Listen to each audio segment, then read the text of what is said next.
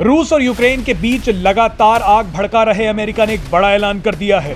America पहले ही दिन से रूस और यूक्रेन को युद्ध के लिए उकसा रहा था और अब इसी बीच पुतिन के यूक्रेन पर एक्शन के बाद अमेरिका ने रूस पर प्रतिबंध लगा दिए हैं।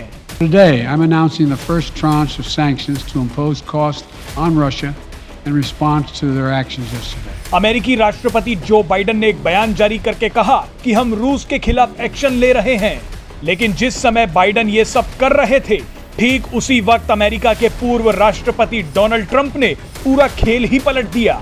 डोनाल्ड ट्रंप की इस पूरे विवाद में अब एंट्री हो चुकी है। डोनाल्ड ट्रंप ने अचानक पुतिन की तारीफ में कसीदे पढ़ने शुरू कर दिए। उन्होंने रूस द्वारा यूक्रेन पर की गई कार्रवाई को स्मार्ट बताया। पुतिन के इस फैसले पर डोनाल्ड ट्रंप ने कहा कि दिस इज जीनियस। ट्रंप आगे बोले कि हम भी इसका इस्तेमाल अपनी दक्षिणी सीमा पर कर सकते हैं। ट्रंप ने कहा कि मैंने इससे बड़ी शांति सेना पहले कभी नहीं देखी। मुझे भरोसा है कि पुतिन शांति बनाए रखेंगे। आप जानते ही हैं कि अमेरिका और रूस एक दूसरे के पुराने विरोधी रहे हैं, लेकिन डोनाल्ड ट्रंप ने खुद रूस के राष्ट्रपति व्लादिमीर पुतिन की तारीफ कर दी। जब से जो बाइडेन की सरकार सत्ता में आई है, तभी से वो पूर्व राष्ट्रपति डोनाल्ड ट्रंप के निशाने पर रही है। डोनाल्ड ट्रंप लगातार ये दावा कर रहे हैं कि अगर उनकी सरकार अमेरिका में होती तो यूक्रेन संकट कभी नहीं होता।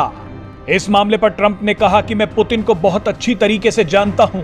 उन्होंने मेरे प्रशासन के दौरान कभी भी ऐसा नहीं किया जो वो अब कर रहे हैं। यहां आपको बता दें कि धीरे धीरे अमेरिका के लोगों का भरोसा जो बाइडेन सरकार से उठता जा रहा है।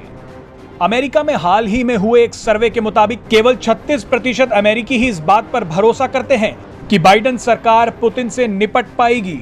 बहरहाल जानकारों का मानना है कि अब रूस और यूक्रेन के बीच युद्ध कभी भी शुरू हो सकता है। रूस के राष्ट्रपति पुतिन को ऊपरी सदन से सैन्य बल के इस्तेमाल की मंजूरी मिल गई है। Presenting B News app available on Google Play and App Store. Download it now.